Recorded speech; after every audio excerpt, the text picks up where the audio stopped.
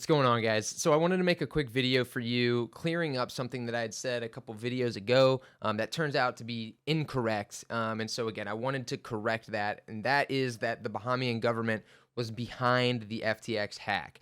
Turns out there's two different situations going on right now, one of which is the Bahamian government taking some of the crypto that was from FTX and storing it into cold storage, where there's also a black hat hacker who was taking funds from the exchange at nearly the same time. So I combined the two and didn't realize that there was two separate situations.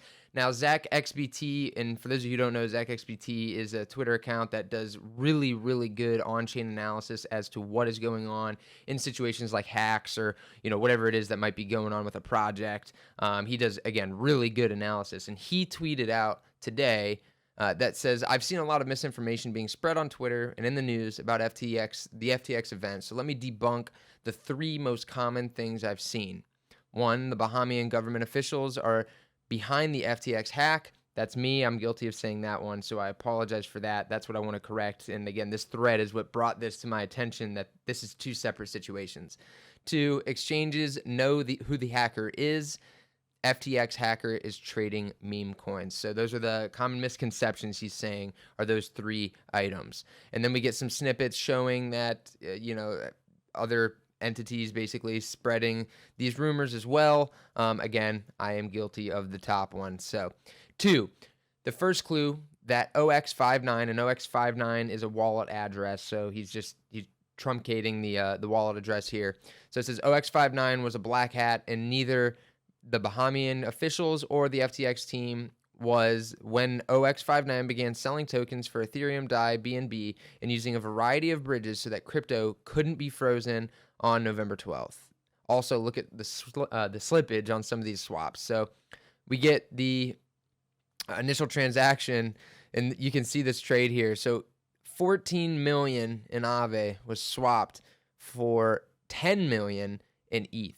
So what happened here is that the hacker ate nearly over $3 million in slippage on that trade. So we kind of touched on that in the last video, but again, I was wrong because I was saying that the Bahamian government was swapping and eating the slippage when in fact it was the hacker. But the slippage was very real, and we can see an instance there where they're losing over $3 million on one swap, which is just crazy.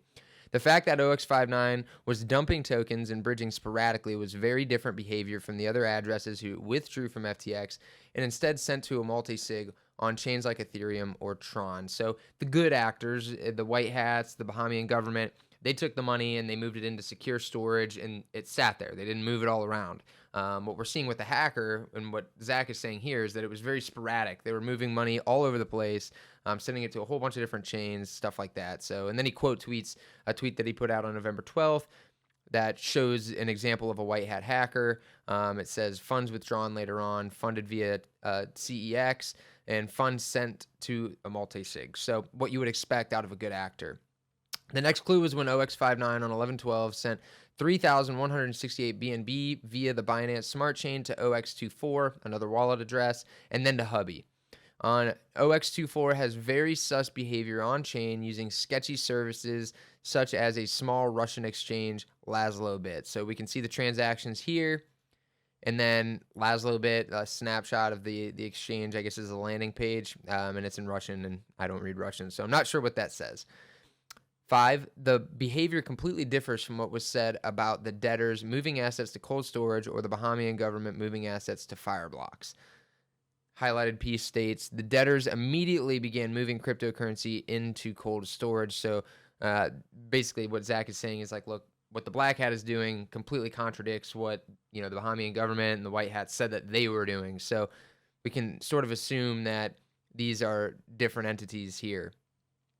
And then we get a tweet from Ryan Miller. It says, following the Chapter 11 bankruptcy filings, FTX US, FTX.com initiated precautionary steps to move all digital assets to cold storage. Process was expedited this evening to mitigate damage upon observing unauthorized transactions. So basically validating, like, look, some of it was moved to legit people like, the Bahamas government, and some white hat hackers got in and were able to secure some after they found out that the black hat hacker had gotten involved. So again, there is confirmation that a lot of this money was not approved transactions. They were not intended. They were unauthorized transactions. Sorry, having a hard time speaking this morning. So, 6. Another clue was when earlier today the Black Hat began to sell ETH for Ren BTC and then use the Ren Bridge. The funds will likely be sent to a mixer at some point in the future. And then he posts a snapshot of this transaction as well. 7. A lot of misinformation was being spread about Kraken or other exchanges having found that attacker, when in reality it was the FTX group securing assets to a multisig on Tron. Kraken had been used since the FTX hot wallet was out of Tron for gas. And so then we get some, again, snapshots of that transaction, and then people claiming that they found the hacker.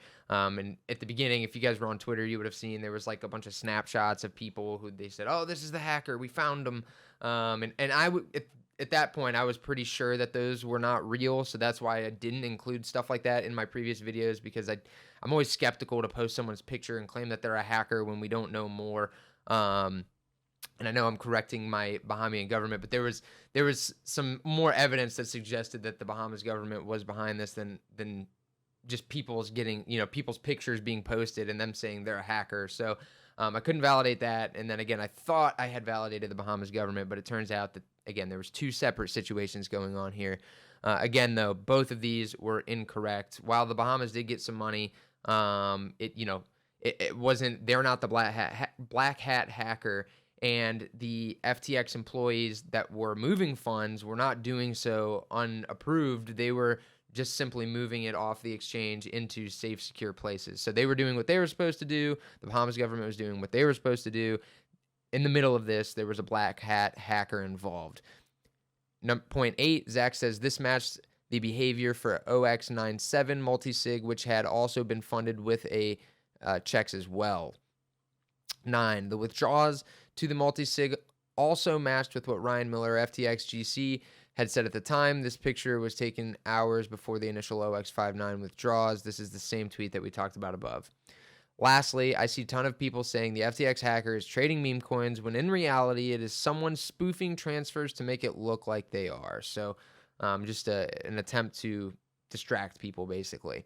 11, please triple check who you get your info from. Many people are using the FTX event to appear knowledgeable for engagement when in fact they have zero clue with what is going on. So Zach, I want to thank you for putting together that thread, and I wanted to cover it for you guys to make sure I corrected myself a couple videos ago. There's been a lot coming out on this FTX situation, and I'm trying to keep a balance of validating what I can and keeping you guys up to date, and this was one that I missed, so I apologize for that. If this is your first time to the channel, guys, please like and subscribe, and with that being said, I will see you all next time.